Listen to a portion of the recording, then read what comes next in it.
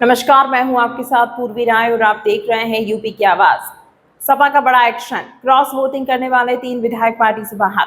राज्यसभा चुनाव के बाद सपा में बड़ा सियासी भूचाल, बागियों पर गिरी गाज। उत्तर प्रदेश की राजनीति में समाजवादी पार्टी ने एक बड़ा फैसला लेते हुए पार्टी अनुशासन की सख्ती से लागू कर दिया है। हाल ही में संपन्न हुए राज्यसभा चुनाव में क्रॉस वोटिंग करने वाले अपने 3 विधायकों को सपा ने पार्टी से निष्कासित कर दिया है। इन तीनों विधायकों पर आरोप है कि इन्होंने पार्टी लाइन के खिलाफ जाकर भाजपा प्रत्याशियों को समर्थन दिया है।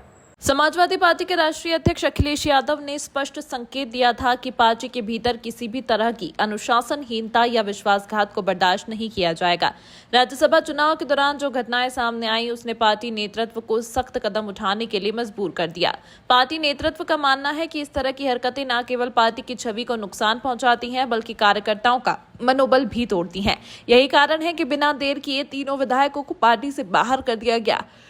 विश्लेषकों का मानना है कि सपा का यह फैसला पार्टी के अंदरूनी ढांचे को साफ सुथरा बनाए रखने का प्रयास है। लगातार विपक्षी हमलों और भाजपा के बढ़ते प्रभाव के बीच अखिलेश यादव संगठन में किसी तरह की कमजोरी नहीं देखना चाहते। पार्टी को आने वाले निकाय चुनाव और फिर 2027 के विधानसभा चुनाव में पूरी ताकत से उतरना है। ऐसे में संगठन की एकजुटता सबसे अहम मानी जा रही है। राजनीतिक जानकार यह भी कह रहे हैं कि भाजपा की रणनीति हमेशा से विपक्षी पार्टियों में अंदरूनी टूट को बढ़ावा देने की रही है। राज्यसभा चुनाव में जो कुछ भी हुआ, उसे भी इसी कड़ी के रूप में देखा जा रहा है। क्रॉस वोटिंग को भाजपा की साइलेंट ऑपरेशन रणनीति का हिस्सा माना जा रहा है, जिसमें विपक्षी विधायकों को साथ कर सत्ता समीकरण अपने पक्ष में मोड़ा जाता है। हालांकि सपा ने यह भी स्पष्ट कर दिया है कि पार्टी भविष्य में टिकट वितरण में पूरी सतर्कता बरतेगी।